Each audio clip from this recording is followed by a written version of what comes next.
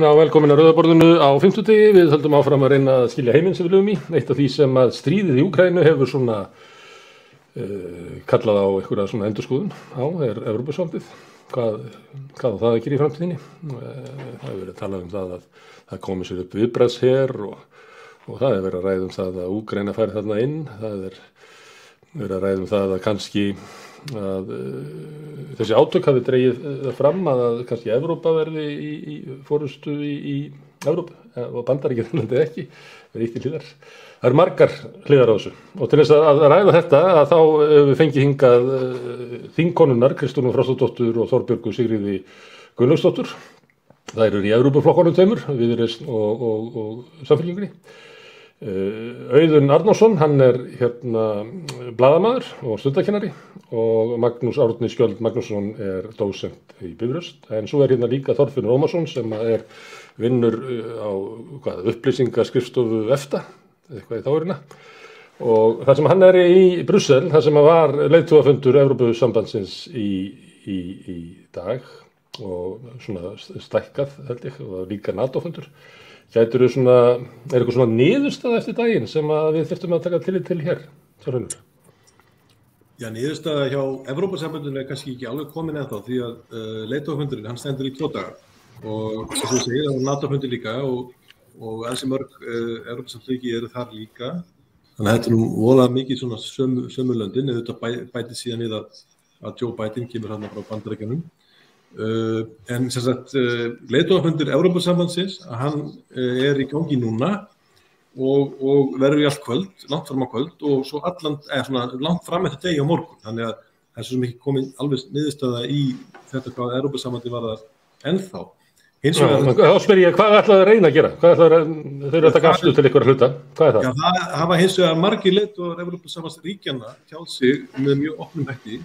Það er verið að tjá sig til dæmis að vera að reyna að kalla eftir að Kína komi inn sem boðberi friðar en ekki stuðningsríki þá Rússlands væntanlega.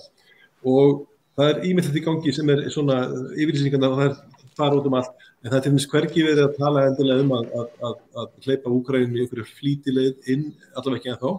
Enda við sáum það hvað gerist í vikunni að Erdogan hann kom leið og sagði hér þá bara viljum við fá sömu flýtileið. Og Tyrklandi búið að vera í ára fjöld að sækja aðild að Evrópusambandinu og það gengur ekki neitt. Þannig að það er mjög ólíklegt að það gerist, held ég. Þannig að þetta er allt svona bara að gerjast, getur við sagt. Og það er mjög erfitt að segja hver bókstafleg niðurstaða verði á morgun. En nema það að þeir virðast ætla að verða ennþá harðari til dæmis í refsiaðgerðum heldur en hafa jafnvel verið hingað til sem þó hafa nú verið talsverðar. Þannig að það er ekki, manni sýnist ekki að þeir ætla eitthvað að slaka á þeim, jafnvel þó að það hafi komið vísbendingar að refsiaðgerðirnar séu dálítið að hitta á tilbaka og hækkandi olíu- og gasverð hefur jafnvel orðið til þess að Rússar fái þá meiri pening fyrir útflutningin. Þannig að það er eins og þú nú rætt við Ásgeir Brynjar og fleiri þetta að þetta eru svona tvíbent sverð að nota. En allavega eins og staðinu núna, þá verðist það að halda þeim algjörlega til streitu. Já, eitt af því sem kom fram í gær var að Pútín vill fá greitt fyrir orkuna í rúblum. Ég veit ekki hvort að einhver var held Kristrúna, þú getur svarað því, hvað merkir það? Ég var nú ekki búin að heyra þessu, hann vilji fá greitt fyrir þetta í rúblum. En þetta er náttúrulega... Styrkja rúbluna, til að styrkja rúbluna. Já, en þetta er náttúrulega mjög sérstakt ástand sem hefur skapast varðandi til að mynda gjaldeyrisforða Rússlands. Hann náttúrulega safnaði þennan forða til þess að geta staðið af sér til að mynda svona erfiði og svo hefur hann ekki aðgang að forðanum út af þessum sérstöku seðlabankaþvingunum. Og þetta er svona, það eru sumir sem hafa kallað Adam Tooze hefur kallað þetta svona economic nuclear warfare, að fara bara beint í forðan. Og þetta er í rauninni eitthvað sem og það er talað þetta sem svona núklear eða svona kjarnorku leiðina í efnahagsmáli vegna þess að þetta er eitthvað sem enginn hefur þorað að ræða eins og áður. Þannig að þetta er alveg allt öðru stig þessar viðskiptaþvinganir. En svo gerist þetta eiginlega bara skyndilega án þess að þetta hafi verið rætt. Hvað heldur að menn farið að velta þessu fyrir sér svona, hvað er þetta raunverulega? Má þetta? Heldur það sé, eða kemur í ljós núna að þetta má einmitt? Þetta var reynda gert í Afganistan líka, Bandaríkjamenn fóru bara með allan gjaldeyrisforðann og ætla að nota hann til þess að greiða fórnarlömbum 9/11. Já, nú ég kannski komin yfir á eitthvað, þú veist, alþjóðlegt lögfræðisvið sem að ég þekki ekki alveg nógu vel. Þetta að minnstakosti, þetta að þeim skala að Rússum datt ekki í hug að þetta væri option. Og það var náttúrulega verið talað það að svona efnahagslega hafi þeir verið að byggja sig undir að vera í svona aðstöðu í talsvert langan tíma, að styrkja sína stöðu gagnvart útlöndum, vera ekki með viðkvæmni í erlendum skuldum og vera með þennan forða. Þannig að þeir hafa ekki séð þetta sem möguleika. En mér fannst kannski áhugaverðast hversu hratt þetta kom til og ég var búin að heyra einhvers staðar af því það kannski einstaklingar inn í hópnum sem að þekkja smáatriðin betur til í þessu en ég að ráðgjafi inn í Evrópusambandinu, hvort það hafi verið nýr ráðgjafi í Þýskalandi eða hennar von der Leyen sem hafi verið svo bara fyrir tilviljun búin að liggja yfir þessu möguleika núna í marga mánuði og þess vegna hafi þetta komið svona hratt inn. Þannig að þetta var ekki neitt sem að efnahagsgreinendur voru búin að sjá fyrir, sko. Já. Kann ykkur svara þessu? Nei. Herru, Þorbjörg, er Evrópusambandið að styrkjast? Er það að breytast? Eða er það bara það sama á áður og það var í janúar?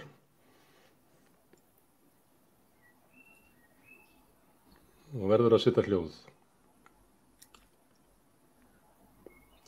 Ég ætlaði að segja, ég held að það sé bæði að breytast og það að styrkjast og ég myndi kannski bara byrja við að taka undir með Kristrúnu varðandi sko þessar efnahagshindranir eða þvinganir að það sé, þetta af þeim þunga og af þeirri stærðargráðu og á þeim hraða að þarna að verða bara sögulegur vendipunktur og eiginlega langt umfram það sem ég held ég að Pútín hafi búist við, en kannski líka umfram það sem að bara heimurinn bjóst við að yrðu viðbröðun. Og það skiptir auðvitað máli bæði hver þungin hver hraðin og það sé algjör einhugur og samstaða. Ég held að við sjáum að til dæmis bara á Íslandi að það allt í einu mælist bara stuðningur við Evrópuhugsjónina nýju einfaldlega vegna þess að Evrópa bara að verða relevant, ekki bara aðlaðandi fyrir ákveðin hóp, heldur raunverulega relevant. Og þetta algjörlega sjálfsbrottið. Þetta eru sjálfbær viðbrögð þjóðarinnar sem sýnir það bara að heimsmyndin breytt, að staðan gjörbreytt og það það sem fólk að bregðast við. Að við erum ekki lengur bara að fókusera á fisk og landbúnað og gjaldmiðil heldur komin inn í bara þessa upphafsstoð Evrópuhugsjónarinnar frið, samvinnu og svo hina þættina til að ná fram þeim markmiðum. Þannig að ég held að Evrópa eða Evrópuhugsjónin, Evrópusambandið hefur sýnt það núna, til dæmis með ákvörðunum að ætla að senda vopn og að slá allt annan takt heldur en áður hefur verið að sambandið sannarlega styrkjast og þessi þáttur að fá meira vægi og auðvitað þannig á hverjum tíma að þú veist á einhverjum tíma eru loftslagsmálin í forgrunni, þetta auðvitað bara speglar það að það í raun og veru bara eitt mál og Evrópu allra núna og sambandið að styrkjast í leiðinni. En nú þetta náttúrulega könnun sem gerð mjög sérstakar aðstæður, stríð allt komið inn í Evrópu.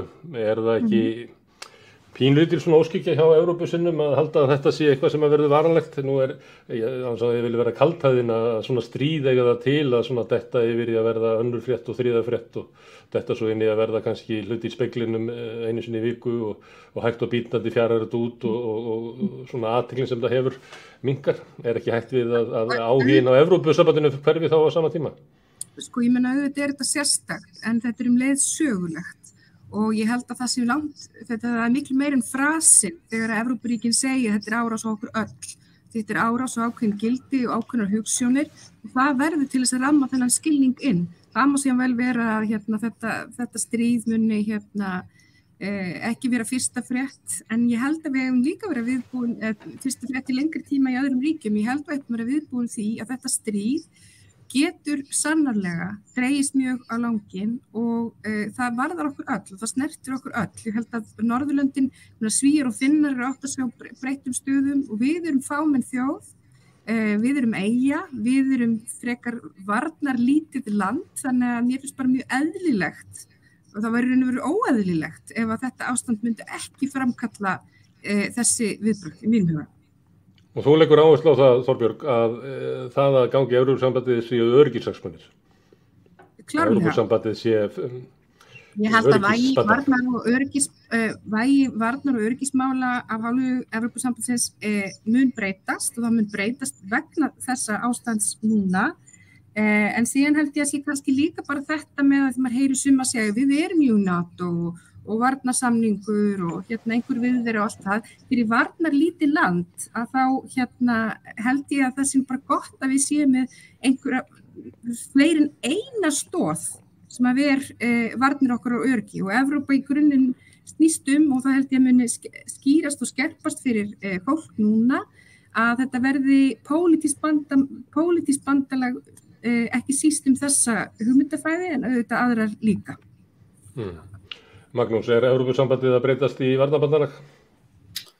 Sko, það náttúrulega ljóst að, hvað ég var að segja, frá 2016 hefur náttúrulega Evrópusambandið dálítið þurft að endurhugsa hlutverk sitt og þá sérstaklega kannski tengslin við Bandaríkin og svona hinn engilsaxneska heim. Það var ég náttúrulega að tala forsetakjör í Bandaríkjunum, Donald Trump kemst til valda og síðan auðvitað Brexit, þar sem að stærsta og sterkasta herveldi Evrópusambandsins yfirgaf sambandið.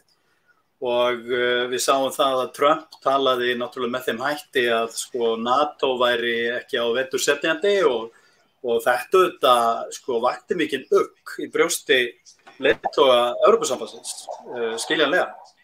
Því að Evrópa hefur auðvitað treyst á Bandaríkin í sínum vörnum allt frá seinni heimsstyrjöld, má segja, að stórum hluta, sérstaklega gagnvart, skulum við segja, ógnin úr austri, það er að segja Sovétríkjunum í kalda stríðinu og þá svona viðsjáverðum heimi eftir það. Þannig að það sem við erum að sjá núna gerast er það að þó svo að Bandaríkin séu full force í þessu með Evrópu, það er að segja viðbröðunum við innrás Rússa í Úkraínu, að Evrópusambandið engu að síður farið að sjá sjálft sig sem sjálfstæðan geranda, sjálfstæðan leikanda á þessu sviði, þessu alþjóða svo stóra sviði alþjóðamálana og þar þetta hernaðarsvið risastór breyta.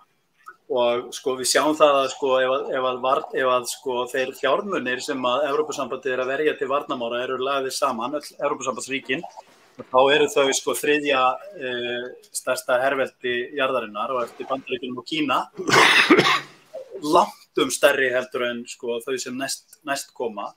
Og ef við erum að tala það að Þjóðverjar séu núna að fara að eyða 2% af sinni þjóðarframleiðslu ári hverju í útgjöld til varnarmála pluss það þessa innspýtingu sem að Olaf Scholz boðaði þarna strax og innrás Rússa varð í Úkraínu, að þá erum við að tala að Evrópusambandið virkilega farið að setja þungan á þetta tiltekna atriði. Er það góða fréttir? Þið talið svolítið með þessu góða fréttir að Þýskaland sé hervæðast og þetta hljómar svona fyrir mig, svona mann í Vesturbænum bara sem frekar slæma fréttir. Það sé bara svona hervæðing og skilgrina óvinni og við erum að setja mörkin hérna og halda Tyrklandi fyrir utan og búin að missa trú á því að viðskipti við Rússland getur stuðlað að friði þannig að við fyrir bara í stríð við Rússland. Myndi þetta svona frekar vera óspennandi hjá okkur?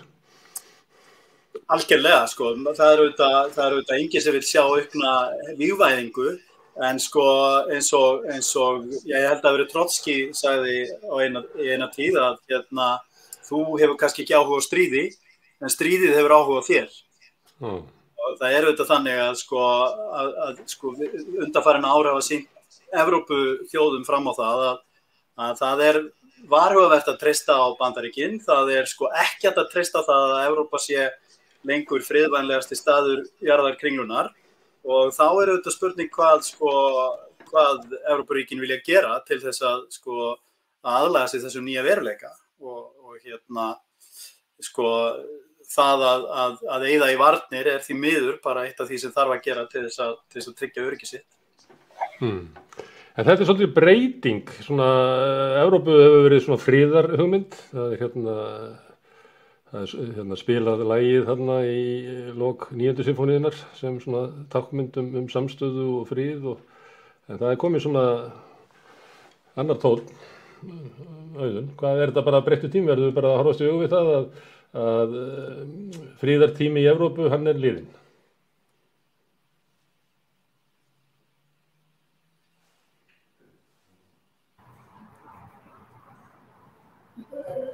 Já, ég kom inn hér. Já, gjör svo. Já, sko þetta þetta viðbrögð við, hvað maður að segja, því sem leiðtogar í vestanverðri Evrópu eða í Evrópusambandinu hafa lengi verið að vona, alltaf að halda í einhverja leifar, einhverju von að Rússar myndu nú eftir allt saman finna einhverja svona skynsemistög og ekki halda áfram á þessari óheillabraut. Ég átti að alræðis nákvæmlega á þeirri braut sem þeir eru komnir núna. Það var alltaf þessi von að þeir með því að þeir myndu að eiga við og eðlileg viðskipti og eðlileg samskipti þá myndu þeir sjá sjálfir sinn eigin hag í því að gera eins og hinnur og einmitt halda bara friðinn og byggja upp sína framtíð líka á því að efla sinn eigin efnahag en ekki leyfa bara örfáum útvöldum að blóðmjólka náttúruauðlindir landsins og setja peninginn allan í spillingu og hins vegar her. Og svo það eins að sýna sig núna að þessi her ekki nærri en sterkur og þeir trúðu sjálfir og kannski heimurinn hélt. Og allavega það sem aðmáli að Rússa hafa núna sýnt eða þessi að Pútín-stjórnin að þar ríkir mjög svona gamaldags hernaðar hyggju valda pólitísk hugsun sem enn í Evrópusambandinu vildu að heyrði fortíðinni til en með því að núna sem sagt þetta mikla veldi Rússland sem einu sinni var kannski mikið veldi komið á þessa braut að snúa aftur bara í þennan mjög svo gamaldags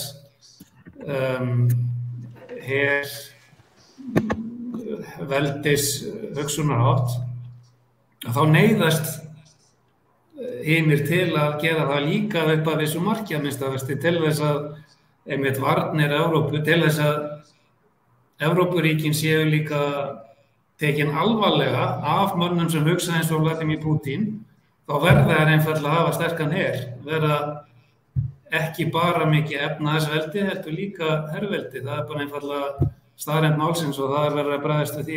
Þessum sem sagt það að gerast sem að gerast núna. Og þá skiptist heimurinn upp í svona vini og óvini og Þorfinnur, þú varst að tala að það veri þrýstingur á Kínverja, að þeir eru að taka afstöðu, það var ekki boðið að vera með hlutlausa afstöðu í þessu, annaðhvort væru þeir með okkur í refsiaðgerðum eða þá að þessu skilgreindir sem stuðningsmenn Rússa, það verðum að leiða þangað. Já, það allavega af þeim yfirlýsingum að dæma sem hafa komið í dag frá ýmsum og meira sem frá Draghi, seðlabankastjóra og fleirum.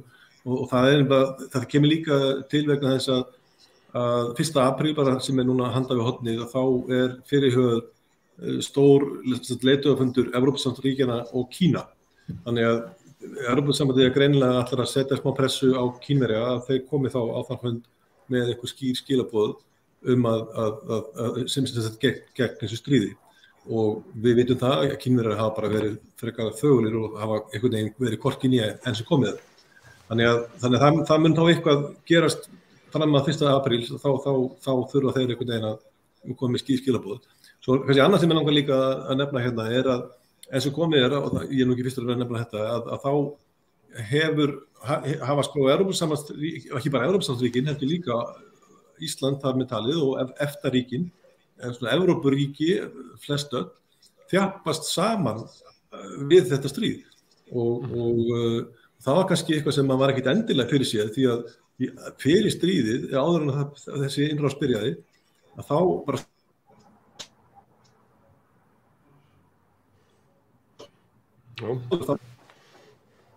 Evrópusambandið og ekki læg með mig. Já, þú mátt kannski endur taka síðustu 3 setningarnar. Það gerir það. Eins og kannski þið munir þá hafa verið hérna, sko, áður en að innrásin hófst, að þá hefðu Pólverjar og Ungverjar átt í sko fengu refsiaðgerðir gegn þeim frá Evrópusambandinu og þeir voru, það var mikið tortryggni á milli Evrópusambandsins og annarra Evrópusambandsríkja og svo Pólverja og Ungverja hins vegar út af mannréttindamálum og ýmsum. Þetta alveg horfið núna úr umræðinni vegna þess að öll Evrópusambandsríkin hafa þjappað sér saman í þessu og ekki bara Evrópusambandsríkin, heldur líka EFTA-ríkin. EFTA, það er nú bara eiginlega sögulegt að EFTA var með yfirlýsingu innrásina og venjulega gerir EFTA ekki slíkt vegna EFTA ekki pólitískt samkomulag eða samband heldur fríverslunarsamtök og mjög lausbyggt á milli landana. En það sem breyttist var það að Sviss allt í einu, áður hafði Sviss alltaf verið hlutlaust en núna hafði Sviss líka fordæmt innrásina og þá gat EFTA komið með mjög harðorða yfirlýsingu og síðasta föstudag á sameiginlegu EES-nefnd þá voru EES EFTA-ríkin, Ísland þar með talið, með mjög harða yfirlýsingu áfram og stuðning við refsiaðgerðir Evrópusambandsins. Þannig að Evrópa er mjög sameinuð, getur sagt, gegn þessu öllu saman. Hvað gerðist þarna með Pólland og Ungverjaland? Hættu þau að brjóta niður mannréttindi á sínum heimaslóðum eða var það allt í einu ekki relevant lengur og þau mega bara halda því áfram? Já, það er bara sko eitthvað sem gerist þegar svona núna er allt í einu, það er sko 2 milljónir flóttamönnum konur frá Úkraínu til Póllands og það yfirskikir einfallega þetta og það nú ætla ég ekki tjá mig, því ég veit það bara ekki hvort það síðan þú segir áfram þá með mannréttindabrot eða ekki, en allavega það er bara, það gerist bara að þetta er svo gigantískri stærðargráðu að eitthvað sem að er sjálfur sér alvarlegt, það er ekki eins alvarlegt eins og vandamáli sem að við að glíma hann. Kristján Þorbjörg talaði Evrópuhugsunina. Hefur hún breyst eitthvað? Þurftum við að orða hann einhvern veginn öðruvísi eða er hún svo sama? Var hún barnaleg þangað til að það komi ljós að Rússar réðust inn í Úkraínu og við þurfum að koma okkur upp svona meiri raunsæislegri Evrópuhugsun? Nei, ég myndi nú eiginlega segja það öfuga. Sko, ég geti auðvitað alveg tekið undir, ég tek nú bara alveg sammála mínu síðustu ræðmönnum hérna, en sko, auðvitað er þetta ekkert óskastað að vera í. En við þurfum auðvitað átt okkur á því að þetta er líka þessi samstæða sem er að koma upp auðvitað samstæða lýðræði og mannréttindi og frelsi. Og realpólitíkin í þessu felst auðvitað í því að þegar það koma upp svona vopnuð átök, það er bara verið að ráðast inn í fullvalda ríki, þá er heldur ekki hægt að vera naív og segja, við ætlum bara að tala okkur í gegnum þetta ef að viðkomandi aðili er ekki tilbúin að í rauninni tala á raunsæjum nótum. Það eru þetta bara líf fólks þarna sem er í verulegri hættu. Þannig að mín upplifun af þessu er ekki, hérna er Evrópa allt í einu að vígvæðast og friðurinn er úti, heldur erum við kannski og svona okkar og allan að mín kynslóð fá áminningu á mikilvægi samstöðu í Evrópu. Vegna þess að heimurinn getur líka bara verið býsna ljótur og þá getur skipt máli að þjóðir standi saman. Þetta er auðvitað erfið staða sem er upp í Úkraínu vegna þess að landið er náttúrulega ekki í NATO og er því ekki hægt að færa rök fyrir því að draga NATO-ríkin í stríð og við viljum auðvitað ekki að þetta eskalerist. En ég upplifi þessa varnar- og hervarnarvæðingu ekki endilega sem slíka að það þýði að allt annað sé úti. Heldur frekar að Evrópubúar og þar með Íslendingar og þessi aukni áhuga á Evrópusambandinu snúi kannski líka því að fólk áttir sig á því að við tryggjum auðvitað ekki bara öryggi og varnir með hernaðarbandalögum, heldur líka að vera í samfélagi, pólitísku bandalagi og samfélagi þjóða sem stendur saman. Og þar hefur auðvitað Ísland físískt staði fyrir utan, þrátt fyrir að við kennum okkur oft við Evrópu og álfuna sem slíka. En munurinn náttúrulega á EES og ESB er að EES er fyrst og fremst viðskiptasamband. Á á meðan ESB pólitískt samband og núna reynir verulega bara á pólitíkina í Evrópu og mér finnst þetta jákvæð viðbrögð þó auðvitað þetta ekki óskandi staða til að vera í. Heldur að geti verið þannig að svona pólitíska uppbyggingin í Evrópu eflist að því að sömuleyti Evrópusambandið, það eru þjóðríkin sem eru hérna að fara með valdið og heldur að það verði tilhneiging til þess að taka svona skref að einhverju sambandslýðveldi?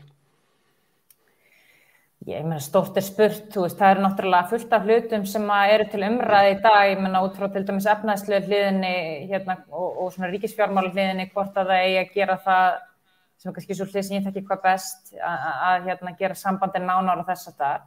En auðvitað hlýtur þetta vekja upp bara spurningar virði þess að vera í þessu pólitíska bandalagi og mikilvægi þess að mörg af þessum ríkjum sem í eðli sínu eru lítil á alheimsvísu en eru sterk og stór inn í þessu sambandi.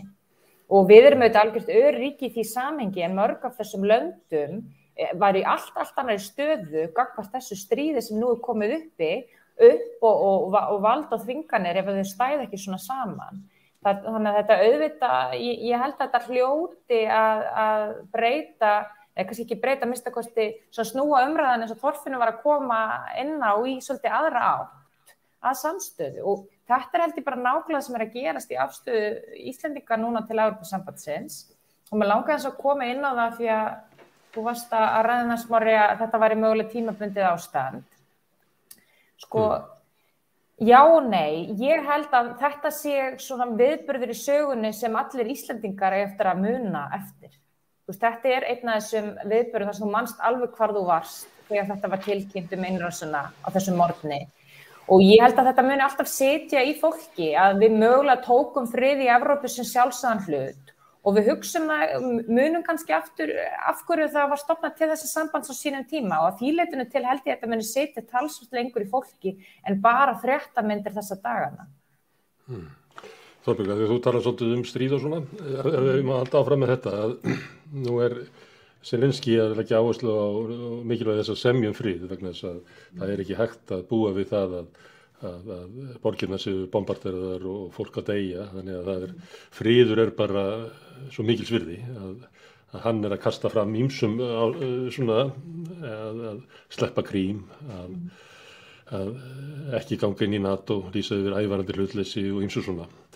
Ef að það samið frið, segjum bara í nótt, þá ekki Evrópusambandið og NATO svolítið búið að investera í stríði við Rússland að það verður erfitt fyrir Evrópusambandið og NATO að hætta þótt að Úkraínumenn semji frið? Ég bara hef því miður enga trú á því að það verði samið frið í nótt og heldur ekki neitt á næstunni. Ég sé að hann er að leggja hugmyndir á borðið en ég held í því samhengi að það þurfi nú líka aðeins að hugsa til þess við hvernig hann að semja og hver orðræðan og hverjar aðgerðirnar eru í mínum huga algjörlega morgunljóst og það verið að fremja bara mjög alvarlega stríðsglæpi gegn borgurum þarna í þessu landi og mjög eðlilegt að leiðtogi þessara þjóðar reyna að gera það sem hann getur til þess að fá fram frið að minnsta kosti með stundarsakir. Maður velti fyrir sér svona innkomu friðargæsluliðs og það geti verið eitthvað af hálfu Sameinuðu þjóðanna eða ÖSE. Það samtal sem Ísland ætti að geta verið tilbúið í, það til þekking til staðar eins og bara varandi að byggja flugvelli og alls konar.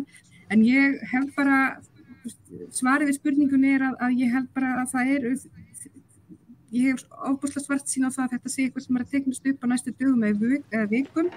Ég vona innilega að ég hafi rangt fyrir mér þar, en ef ég mætti kannski aðeins grípa boltan frá því sem að Kristrún var að tala að þá held ég að þetta sé að opna augu fólksins og við séum kannski á friðartímum að Evrópa hefur blessunlega að mestu leyti verið laus við stríð og þá hafi einhvern veginn fókusin allir verið á efnahagsmálunum og viðskiptamálunum sem eru til lykilverkfæri til þess að varðveita friðinn en að við höfum svolítið gleymt í hvers vegna var farið á stað að viljinn til að stöðva stríð og halda friði kjarni Evrópusambandsins. Þannig að mér finnst einhvern veginn vera hlutverk stjórnmálanna núna að þetta snýst það áhugavert að við tölum alltaf fullveldið okkar í samhengi við Evrópuumræðuna. Hvað gerist svo þegar að við stöndum frammi fyrir ógn að þetta getur orðið liður í því að verja fullveldi? Því við erum að tala lýðræði, við erum að tala mannréttindi, við erum að tala frelsið og hlutverk stjórnmálanna núna sé að fari fram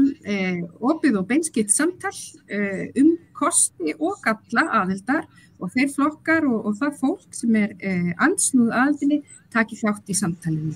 Það er ekki neita fólkum þetta samtal og síðan fái þjóðina að taka næstu skref í kjölfarið. Herðu Magnús, á árum áður, svo ég reyna að tekna þetta með svona breiðum penslum, að þá var hugmyndin svo að ríki í Mið- og Austur-Evrópu myndu ganga inn í Evrópusambandið og verða mjög lík og við. Og það var eiginlega, Evrópuhugsunin var kannski þannig að Evrópa yrði bara öll eins og Holland eða eitthvað cirka bát.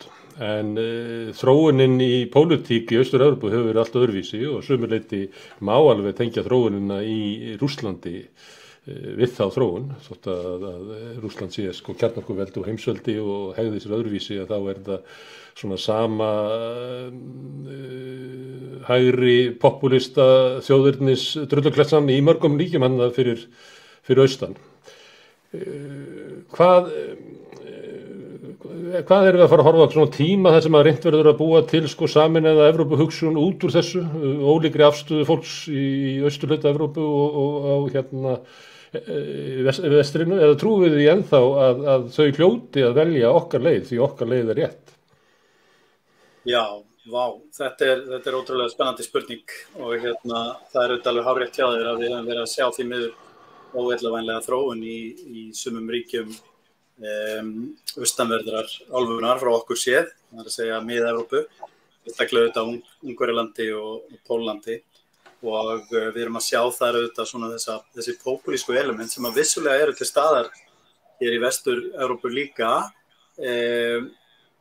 vera við stjórnvölinn og nota sér sína stjórnar aðstöðu til þess að þrengja að fjölmiðlum, þrengja að mannréttindum jaðarhópa og annarra sem þeir telja ógna sínum heimsgildum með einhverjum hætti. Og það er auðvitað ákveðin skildleiki við það og það sem hefur átt sér stað í Rússlandi og undir Pútín, þó svo auðvitað það sé náttúrulega vissuleyti ólíku saman að jafna því að ennþá auðvitað Pólland og Ungverjaland lýðræðisríki, þau ekki orðin valdstjórnaríki alla Rússland, það er alveg klárt, en auðvitað þróunin þar ekki góð. Ég held hins vegar að þetta muni hafa þau áhrif að vekja svona kannski smá áhuga fyrir svona þessari hugmynd mannréttindi og lýðræði aftur og við höfum séð það að þessir atburðir hafa ekki verið að fara vel með populista í vestanverðri álfunni sem að daldi standa uppi svona eins og keisarinn í nýju fötunum má benda þar á ýmis svona ummæli sem að stjórnmálamenn til dæmis í Frakklandi og Ítalíu hafa verið að viðhafa Pútín og í Þýskalandi og annars staðar. En stundum tala fólk það að það hefur verið NATO sem hafi tryggt friðin í Evrópu þessi hvað liðið mörg ár frá 70 ári eða hvað þetta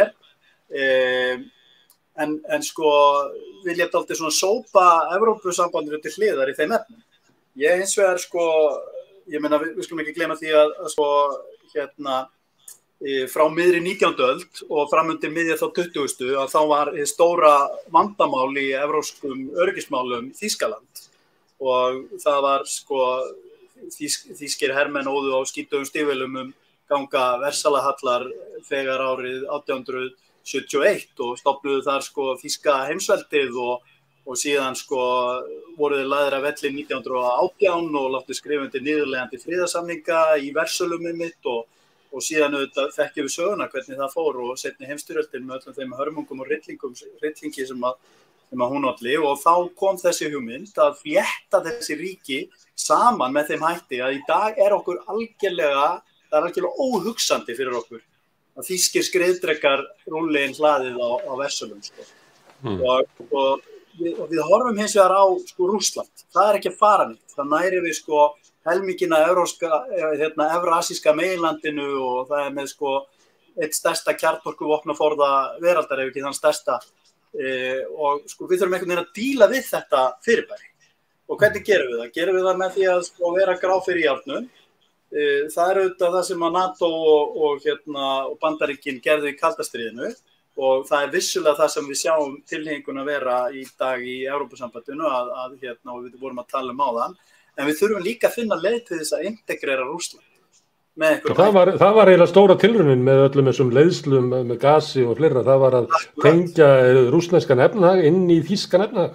Nákvæmlega, en sko málið náttúrulega það að sko 10. áratugurinn sko áratugur glatara tækifæri. Það var sko bullandi tækifæri í byrjun 10. áratugar síðustu aldar til þess að engagea Rússland með einhverjum öðrum hætti heldur en bara að sko að láta það slæta yfir í það að verða eitthvað svona gangstera kapitalista ríki. Sem að bandarískir hagfræðingar tóku þátt í að þróa og búa þar til einhverja svona sko neoklassíska hagfræði tilraun og einkavæða allar eignir ríkisins eða réttara sagt að láta bara einhverja ólígarka hafa þær og leggja frekar eitthvað púður í það að byggja undir lýðræðislega stofnanir Rússlands og taka það inn í fjölskyldu Evrópuríkja. Í staðinn var það eiginlega bara svona dálítið hlegið út af borðinu sko. Og sko þetta var sko 10. áratugurinn í Rússlandi einhvers konar farsi að mörgu leyti bara tragískur farsi sko. Og sem að leiðir auðvitað til þessar tilfinningar að þeir hafi verið niðurlægðir og síðan uppgangs Pútíns og þjóðernishyggjunar sem að hann auðvitað ríður á. Sem má eiginlega bara rekja til hrunsins 1998 og hruns rússneska efnahags að þá kveikna þessar hugmyndir og raunverulega áður en að eru byrjaðir að verða áberandi í rússnesku stjórnmálum áður en að Pútín kemur. En Þorfinnur, má ég spyrja þig að þessar spurningar því ég spurði Auðun í öðru þætti þessar spurningar sem ég ætla að spyrja þig. Þannig að mun innrásinn leiða til þess að það verður grafið undan af svona hinna populíska hægri og stjórnmál í Evrópusambandinu munu aftur fara að snúast svona verður líkari kannski svona lýðræðiskröfum síðustu aldar því að það ekki bara í austrinu sem að svona hefðbundnu stjórnmál hafa, þau eiginlega bara farin á Ítalíu sko, það eiginlega óskiljanlegt að skilja ítölsk stjórnmál í samhengi við svona hefðbundna svona stjórnmálabaráttu baráttu milli þess að við erum í lýðræðisfrelsinu móti og berjast okkur aðra. Það í Frakklandi mikið látið ásjá, það eru öflugir þjóðernisflokkar í Svíþjóð, í Þýskalandi, í Frakklandi og þeir náðu því að láta Bretland ganga út úr Evrópusambandinu. Getur þetta verið þetta leiði til svona svona endursköpunar evrópskra stjórnmála á einhverjum svona geðugri grunni en þau hafa verið eiginlega svolítið bara á þessari öld? Já, þetta hljómar auðvitað ágætlega eins og lýsir þessu og kannski geti þetta orðið. Við skulum auðvitað vona það besta en kannski eiginlega nærtækasta dæmið þú nefndir Frakkland og þar það eru forsetakosningar núna á næsta leyti í Frakklandi og sko ef ekki hefði verið þess aðstæður sem eru núna að þá alveg hugsanlegt að Marine Le Pen hefði verið búin að sækja meira að Macron. Hann í fyrri hluta hans 5 ára valdatíðar þá var hann miklu mógöngum. Hann var nokkuð hrokafullur í afstöðu, hann vann svo gríðarlega stóran sigur og hann breytti flokkakerfinu og hans flokkur vann sko gríðarlega stóran hreina meirihluta og hann átti sviðið. Svo fær hann mótmæli gegn sér og hann var í tómvandræðum. Staðan gjörbreytt núna og svo það tilviljun að Frakkland núna í formennsku sem sagt í leiðtogaráði Evrópusambandsins á fyrri hluta þessa árs. Þannig að Macron búinn að fá sviðið dálítið og svo þar á ekki þá Merkel farin og hann búinn að reyna að prófíla sig sem svona statesman í Evrópu og þannig að þetta, hann svona, hvað sem má segja hann, ég ætla ekki að dæma fjalla hann sérstaklega, en miðað við Le Pen sem hefði þá verið populískari mótframbjóðandi og hún reyndar ennþá númer 2 og það hugsaði að hún komist í aðra umferð á mótunum, en hann mjög líklegt að hann muni vinna þetta og það búið að sláta aldrei vopnin úr höndum populistana gegn honum, bæði vegna þess að það sem sagt almenningur.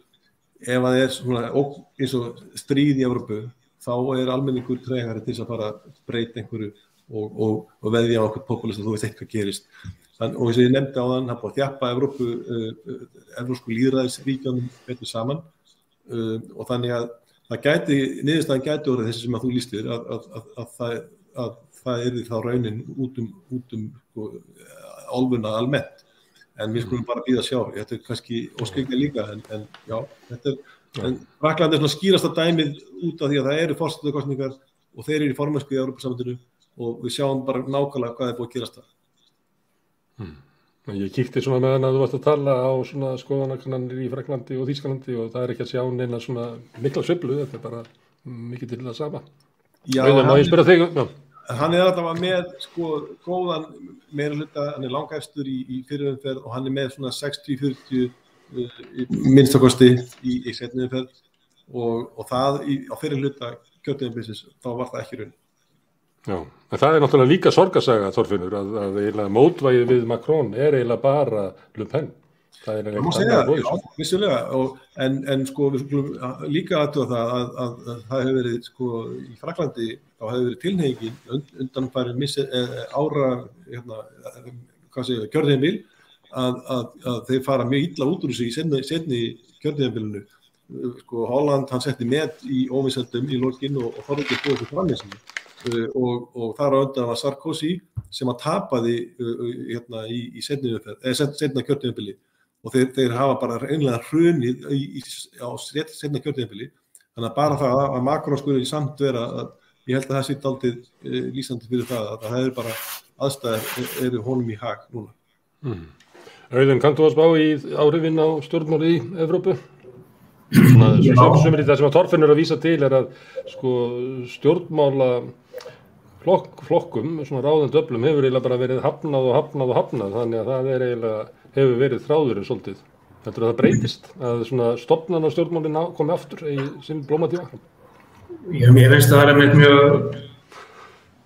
áhugavert að líta til Þýskalands þar sem við erum núna einmitt á þessum fyrstu bara mánuðum eftir að Mutti Merkel fór frá og við völd eru þar var þá loksins bundir endin á mjög svona óheillavænlegt til lengri tíma litið samstarf stóru flokkana í Þýskalandi sem einmitt voru aðstæður sem fóðruðu jaðrana í þýskum stjórnmálum.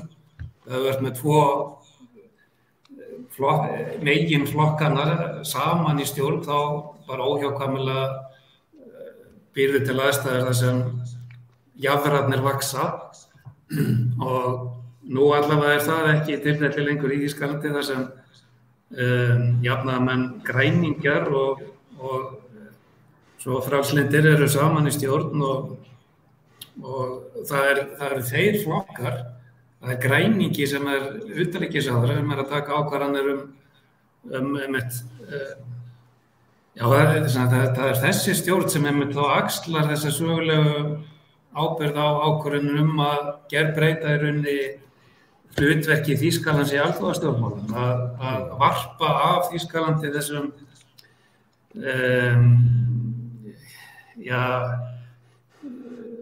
þessu sem var svo lengi að þeir treystu sjálfum sér ekki til að njóta nægilegs trausts hjá nágrannaríkjum sínum til þess að þeim væri stætt á því að vera stórþjóð, það er að segja að axla ábyrgðina því að vera mesta efnahagsveldi Evrópu á alþjóðasviðinu eftirláta það öðrum með þá afsökunar Nasistarnir voru svo vondir þannig í gamla daga, þess vegna getum við ekkert gert. Við erum Þjóðverjar. Við megum ekkert axla ábyrgð og einhvern veginn skipta okkur af alþjóðastjórnmálum, en allavega sú tíð er liðin. Þeir finna það líka, Þjóðverjar, að þeir hafa stuðning innan landana í Evrópusambandinu. Þar er Evrópusambandið með að skapa aðstæður sem gera það þá mögulegt að Þýskaland beiti sínu afli í þágu allrar Evrópu og treysti sér þá líka til þess eftir það sem á undan er gengið. Það er bara svo gríðarlega erfitt fyrir því stjórnmál að komast yfir arfleifð nasismans. Og bara það voru tvær styrjaldir sem að Þjóðverjar fóru í á síðustu öld og þeir völdu í bæði skiptin andstæðing heiminn. Þannig að þeir létu bara eins og það væri frá Mars eða eitthvað. Þannig að það er skiljanlegt að svona hernaðar uppbygging sé aðeins svona með setja spurningamerki við hana inn í Þýskalandi. Nú er hún að gera með sko jafnaðarmenn og græningja við völd. Já. Herðu, þá skulum við koma til Íslands, Kristrún. Hvað heldur að þetta hafi áhrif að aukin samheldni í Evrópu hafi áhrif á Íslands stjórnmál?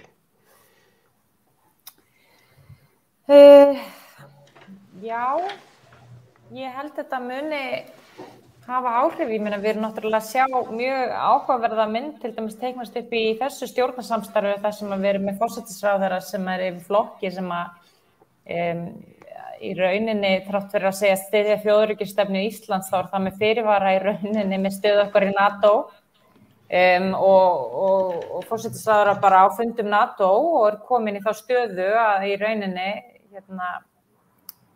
svona styðja þar aðgerðir sem núna eru þar í gangi. Þannig að þetta er augljóslega að breyta hugum margra. Við sjáum það líka bara hvernig afstaða til að mynda Íslendinga til varnarbandalagsins liggur. Varðandi sko hvernig flokkarnir raðast, ég veit ekki hvað skal segja það, það hefur náttúrulega orðið talsverð breyting á einmitt sko stjórnmálaflórunni hérna á Íslandi, hún átti sér náttúrulega verulega stað fyrir 10-12 árum. Veit ég hvort það verði gjör breyting þar á, en auðvitað eru þessar svona kannski þetta breytta viðmót til alþjóðasamstarfs, möguleika sem við munum sjá. Og að við horfum í auknum mæli til að mynda til Evrópu í því samhengi. Það er alveg augljóst hvar við stöndum, þó að þetta sé ekki bara Evrópusambandið sem er að styðja Úkraínu í dag, þá erum við í auknum mæli að líta þangað til. Þannig að ég hef trú á því að þessi þróun sem við sáum til að mynda í könnunni vandi afstöðu fólks til Evrópusambandsins, hún muni lifa einhver leyti, en þó þetta sé ekki nema bara til þess. Á næstu mánuðum og árum þetta verði til þess að við tökum alvöru umræðu Evrópusambandinu og verum okkur í Evrópu, þá er það auðvitað líka ákveðin þróun sem jákvæð þrátt fyrir að sé alveg hræðilegt að vera að tala einhver tækifæri í svona aðstæðum, auðvitað á maður ekki að gera það. En þetta er bara heimurinn eins og hann birtist okkur í dag og eins og ég nefndi áðan, þá er þetta auðvitað bara ákveð svona reality check á stöðu okkur í heiminum. Einhver leyti er það svo að samfélkingin óx þegar að Evrópumál voru á dagskrá, en samfélkingin hefur skroppið saman þegar þau hafa raunlega ekki verið á dagskrá. Og þú og Þorbjörg eru fulltrúar þeirra flokka sem eru með einar afstöðum að ganga í Evrópusambandið og þeir samanlagt eru með 11 þingmenn. Píratarnir vilja að spyrja þjóðina og þá bæta sér 6, þannig er 17. Þannig að gegnum stjórnmálin, að þá er Evrópukrafan ekki sterk. Já, ég ætla svo sem ekki að fullyrða það hvort það sé einhverju leini Evrópusinnar í öðrum flokkum, sko. Ég held að það gæti mögulega verið. En við höfum auðvitað farið það leið núna og þessi þingsályktunartillögu sem við lögðum sameiginlega með Viðreisn og Pírötum fram, hún snýr ekki að því að endilega krefist eitthvað að þinginu strax við viljum bara leyfa þjóðinni að ráða. Og við vitum það alveg núna, við erum í mjög sérstöku stjórnarsamstarfi og mér finnst ekkert endilega augljóst, bara alveg eins og þessi nýjasta könnun, Gallup-könnun sýnir, mér finnst ekkert endilega augljóst þó að þessi flokkar sé að starfa saman að það sé til marks nákvæmt fylgi á Evrópusambandið. En ég held að það sé mjög mikilvægt núna að við tökum umræðum Evrópusambandið eins og Þorbjörg var að segja áðan, ekki bara út frá þessu efnahagslegu hlið, því að ég get alveg sagt fyrir mína parta að ég ekki hrifin af umræðum Evrópusambandið sem einhverju reddingu í ógöngum. Og ég held að það hafi verið það sem hafi háð okkur áður þessi umræða hafi verið borin á borð, að þetta eigi að vera einhverju redding við efnahagsaðstæður með þess aftar. Inngangin í Evrópusambandi langtímamál, þetta snýst hvernig við viljum sjá samfélagið þróast yfir lengri tíma og við eigum ekki að horfa á þetta bara sem leið til þess að kasta krónunni eða að afnema tolla eitt árið. Það ekki hægt að selja almenningi og á ekki að selja almenningi Evrópuhugsjónina og samstarfi út frá því að allt verði bara gott hérna daginn eftir. Þetta langtímamál og samfélagsleg þróun bara hvar við viljum tilheyra. Þorbjörg, verður ekki allt gott daginn eftir að við göngum í Evrópusambandið? Það verður ekki allt gott daginn eftir að við göngum í Evrópusambandið og ég held að lífið sé nú þannig að það verður aldrei alveg allt gott. En ég held að verði það verði meira gott en ekki. En sko, að því þú spurðir hvaða áhrif hefur þetta á stjórnmálin hérna heima, að þá held ég að það sem það að gerist núna, ég held að það sé einhver ígjur að tala það heimsmyndin breytt. Og þá verði til betri skilningur meðal almennings í Evrópu og meðal almennings í Íslandi á því hvert var upprunalega hlutverk Evrópusambandsins og hver svona kjarni þessara hugmyndafræðin og þá það sem við erum að horfa fram á í dag, að þetta snýst friðinn og þetta snýst öryggið. Þannig að við erum einhvern veginn í aðra röndinu að horfa á það, hvert hlutur Evrópusambandsins og þá þurfum við líka að horfa á það, hvert hlutur stjórnmálana í svona stöðu og þá að þetta samtal einhvern veginn fái að eiga sér stað. Á Íslandi erum við í þeirri stöðu að það meira að rifist það hvort að eigi að ræða Evrópuhugsjónina og Evrópuaðild og það einhvern veginn aldrei rétti tíminn. Það ekki góður tími þegar að efnahagsaðstæður í lagi, heldur ekki kreppu, það tækifærismennska að ræða þetta í samhengi við þjóðaröryggishagsmuni. Við þekki alla þessa orðræðu og eins og Kristrún nefndi að þá ég enda trúi því vel að það sé einhverjir Evrópusinnari í skápum í öðrum flokkum. Ég hef einn stjórnarflokkan alveg sérstaklega grunaðan það. En hvaða flokkur það? Við má spyrja, hvaða flokkur það? Ég held nú til að þessi þingmenn einstaka innan sjálfstæðisflokksins að það var nú einu sinni þannig að formaður flokksins talaði fyrir ákveðnum hugmyndum sem hann síðan búin að steingleyma.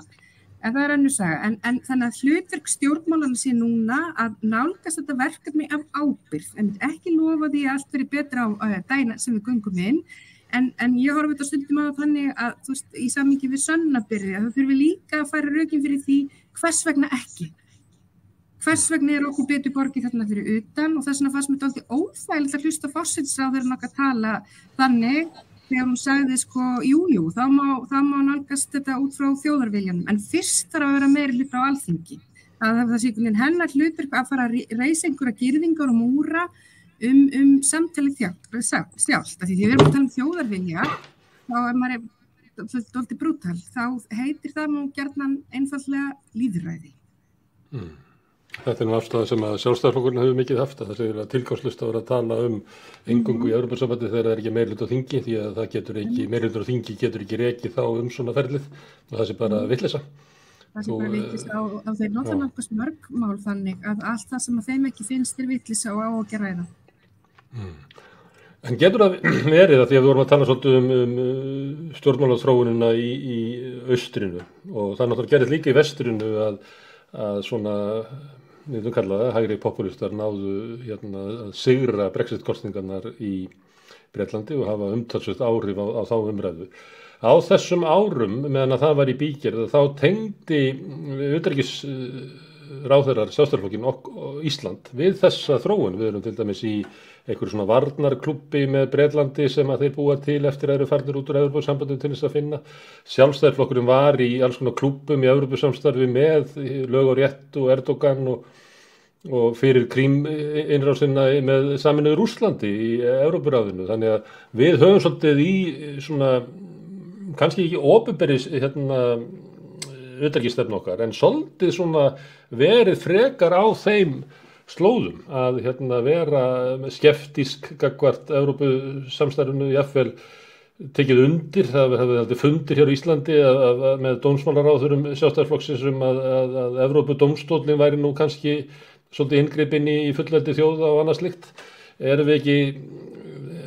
Þarf ekki sko endurnýjun á utanríkisumræðunni að ná svolítið sko djúpt það sko hver leiðir náfram. Þetta spurning til þín, Magnús.